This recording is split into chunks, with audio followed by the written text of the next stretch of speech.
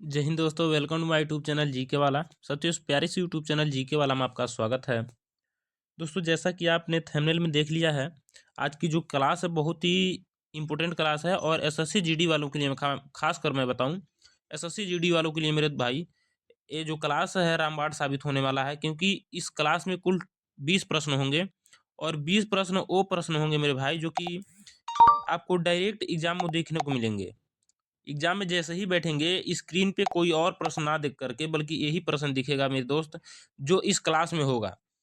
तो ऐसे समझ सकते हैं जीके में कितना प्रश्न आता है। एसएससी जीडी में कुल 20 प्रश्न आता है। आपका जीके का दोस्तों 20 प्रश्न आएगा और 20 प्रश्न वो प्रश्न होगा जो कि इस वीडियो से ही आएगा और कहीं से बाहर ही आने वाला ही नहीं है। दोस्तों, मैंने जितना इस चैनल पे वीडियोस में क्वेश्चन करा रखा है, इससे बाहर कुछ भी आ जाए आपको तो आके कमेंट में गाली बक के जा सकते हैं। क्योंकि इससे बाहर कुछ आने ही वाला नहीं है। जो भी मैं क्लास कराता हूँ शाम 6 बजे वाला, 6 बजे वाले क्लास से बाहर कुछ आएगा ही नहीं दोस्तों। जीके का ये मेरा गारंटी है, ठीक है। तो चलिए इस वीडियो को शुरू से अंत तक देखिएगा यदि आपको एसएससी जीडी में अच्छा स्कोर करना है तब।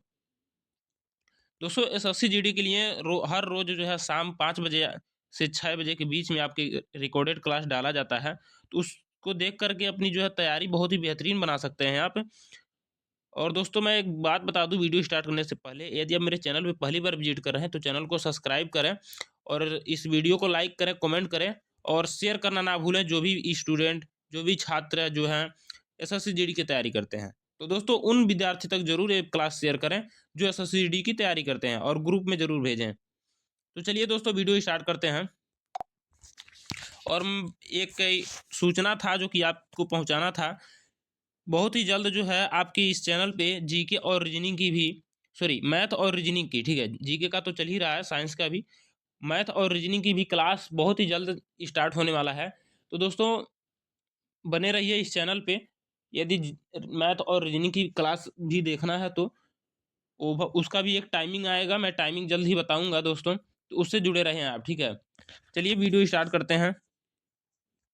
और पहला प्रश्न आपके सामने है, भारत का राष्ट्रीय खेल। दोस्तों आज की जो क्लास है बहुत ही बेहतरीन क्लास होने वाली है। दिया भारत का राष्ट्रीय खेल पूछा जा रहा है भाई। इसका जो आंसर होगा राष्ट्रीय खेल हॉकी होता है, ठीक है। ऑप्शन नंबर बी जो है आंसर सही होगा। Option number B hockey.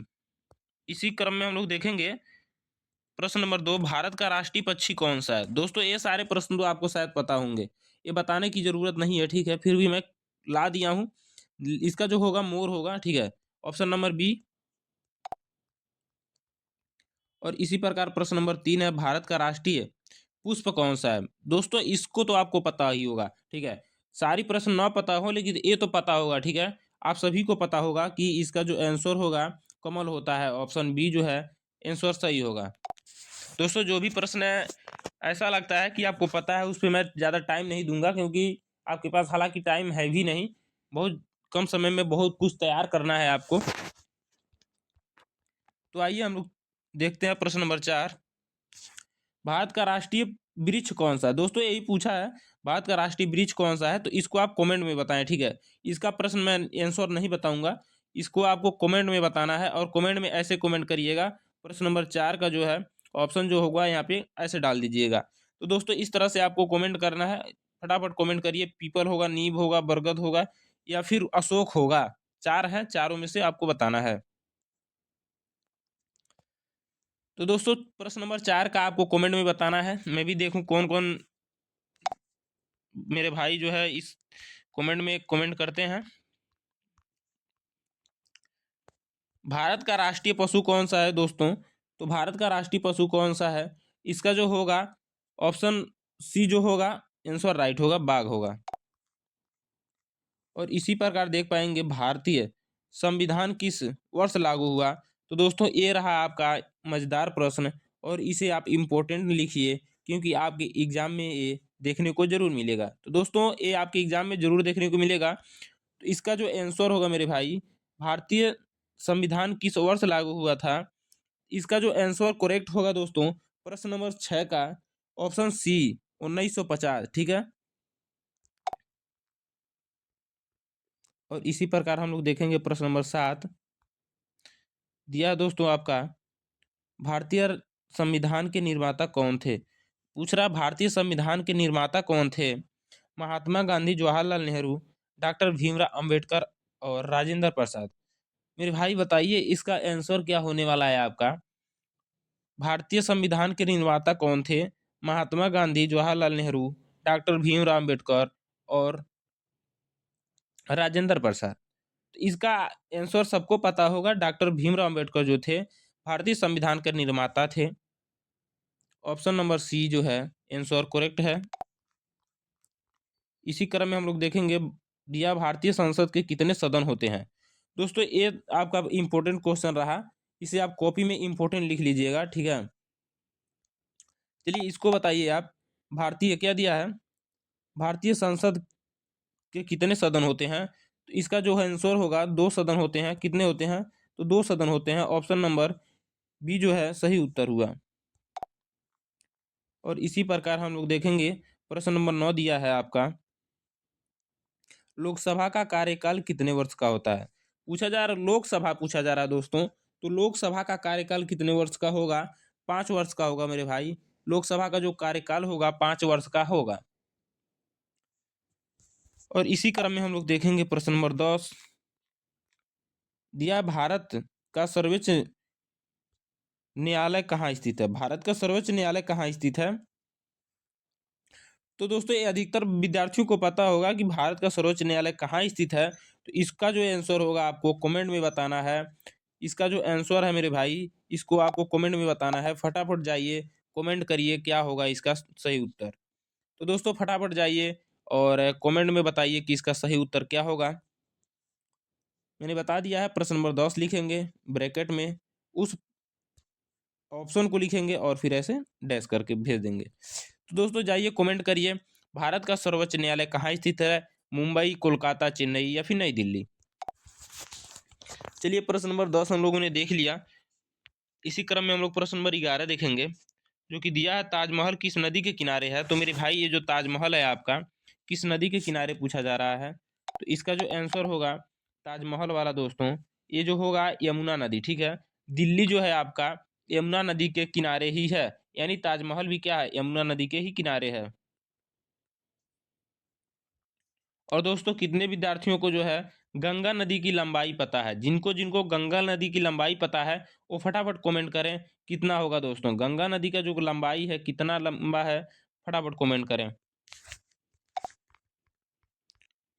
चलिए इस प्रकार हम लोग देखेंगे प्रश्न नंबर 12। प्रश्न नंबर 12 है, भारत का सबसे बड़ा राज्य क्षेत्रफल के अनुसार कौन सा है। भारत का सबसे बड़ा राज्य जो है क्षेत्रफल के अनुसार कौन सा है दोस्तों, तो इसे बताइए आप। भारत का सबसे बड़ा राज्य जो है क्षेत्रफल के अनुसार राजस्थान हो जाएगा।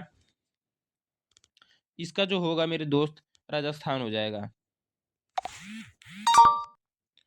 और इसी क्रम में हम लोग देखेंगे जो है प्रश्न नंबर 13, भारत की सबसे लंबी नदी कौन सी है। भारत की जो है सबसे लंबी नदी पूछा जा रहा है दोस्त। तो भारत की सबसे लंबी नदी का हम बात करें तो जो है गंगा जो है भारत की सबसे लंबी नदी होती है। और गंगा की लंबाई हमने पूछा है दोस्तों, तो जाइए फटाफट कमेंट में जरूर बताइए गंगा की लंबाई कितनी है। गंगा नदी जो है आपकी, इसकी लंबाई कितनी है दोस्तों, जाइए फटाफट कमेंट करिए इसका लंबाई जो है, इसकी लंबाई मेरे भाई जाइए फटाफट कमेंट करिए। प्रश्न नंबर 14 है आपका, देख पाएंगे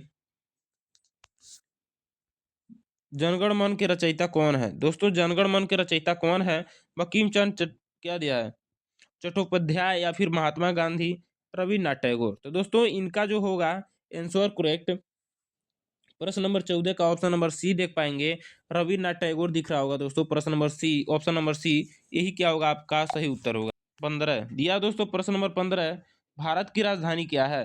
पूछा जा रहा है मेरे भाई भारत की राजधानी क्या है, तो इसे आपको बताना है। भारत की राजधानी क्या है, मुंबई, कोलकाता, नई दिल्ली या फिर चेन्नई। तो मेरे भाई इसका जो आंसर सही होगा, ये सभी को पता होगा कि नई दिल्ली जो है भारत की राजधानी है।